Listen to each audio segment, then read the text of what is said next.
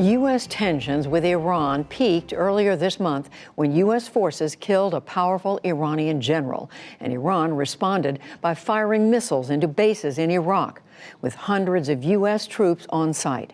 No Americans were killed that night, but the Pentagon is now saying that 50 U.S. service members suffered traumatic brain injuries. Why did it take so long to announce that number? And what makes brain injuries so difficult to diagnose and treat? Here's Nick Schifrin.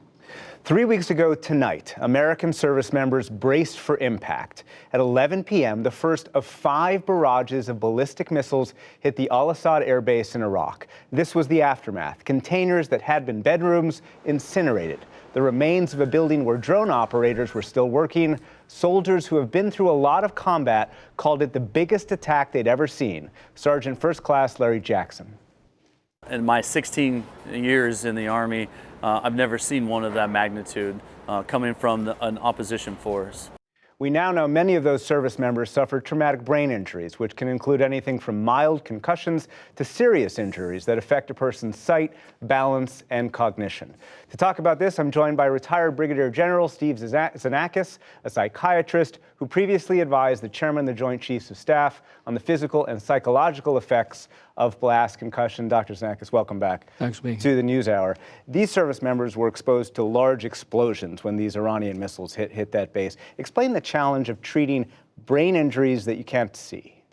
Well, there's no significant or black and white diagnostic test. And we have to use just clinical judgment all the time to be able to determine how much exposure there was and how bad the exposure was and what the impact is having on the soldiers. And you have to monitor them for some period of time. These are serious, and these are very serious injuries. This has been the signature injury of the fighting in Iraq and Afghanistan, and there's been hundreds of thousands of soldiers and service members who've been exposed to it, and it gets very important for us to identify them and then get them into treatment as soon as we can. So you mentioned no diagnostic test that can definitely or definitively determine the kind of traumatic brain injury this had, and you mentioned you have to monitor. That's because what? The symptoms can take days or weeks to come out, right? Right, they can take a while to emerge. And, you know, the soldiers, the impact occurs, the service members, they'll have a headache, maybe they'll lose their hearing, they'll have ringing in the ears, they'll feel dizzy, they'll feel confused, and then some will feel better, and then a day or two later they'll start feeling very bad, and they'll have the recurrent headaches.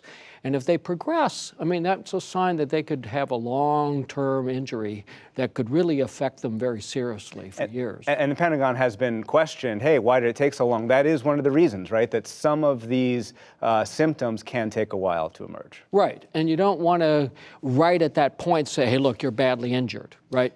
You've mentioned this a couple times, but I think it's important to put a point on it. These are injuries that we can't see, but they can be extremely serious, medium and long term. Absolutely. I mean, I've had patients who have feel so bad that they've tried to kill themselves. And I've had patients who feel so bad and it's so disorganized them. I've had one that committed murder, and I have others that have committed very terrible crimes. So these are debilitating. It is something that the military, I know, has taken very seriously, and you know that more than most. I remember back in 2011, I did a story in Afghanistan, and the military talked then about how they were trying to change the culture. I mean, how far has military culture come or not come from the days where it was, you know, hey, look, soldier, you've got all your arms and legs, go back to the front lines. How much has that culture changed or not? I think it has. And I think that people recognize that it's a problem, just like they do now in football.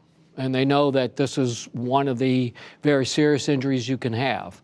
But, you know, service members, you know, want to be out there. They want to do their job. They want to fulfill their duties. They want to be with their other soldiers and airmen and so forth.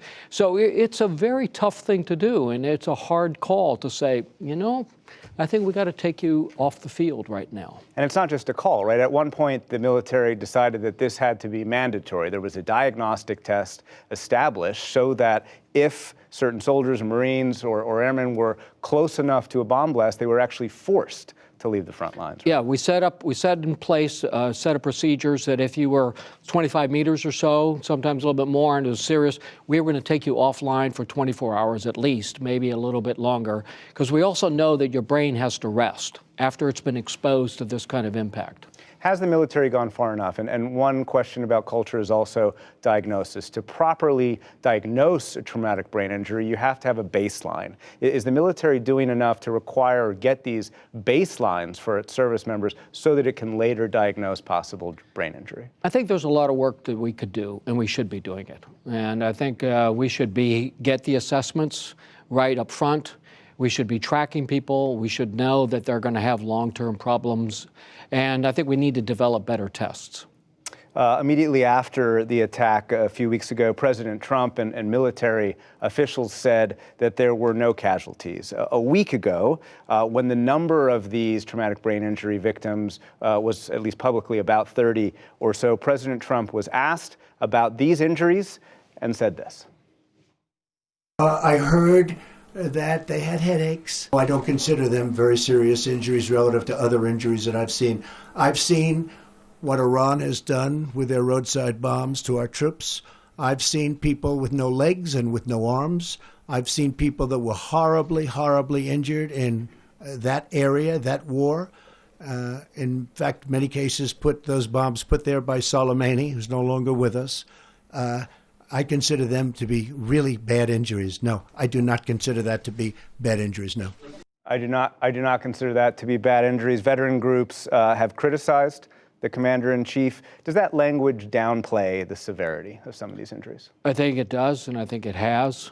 And I think it really downplays how this impact that this can have in these members' lives, for service members' lives for many years.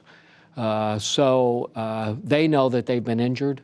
They know that it really will be a problem, many of them, for the rest of their lives as they try and get into civilian life and with their families.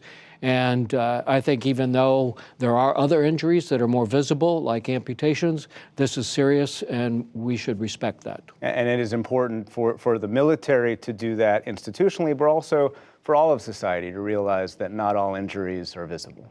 Well, and that's kind of the challenge with mental health, right? We don't see the problem as visibly as we do if you've had some kind of other physical trauma. And we've got a lot of people out there that are really suffering because of depression, anxiety, all sorts of problems. Dr. Steve Xenakis, thank you very much. Thanks for having me.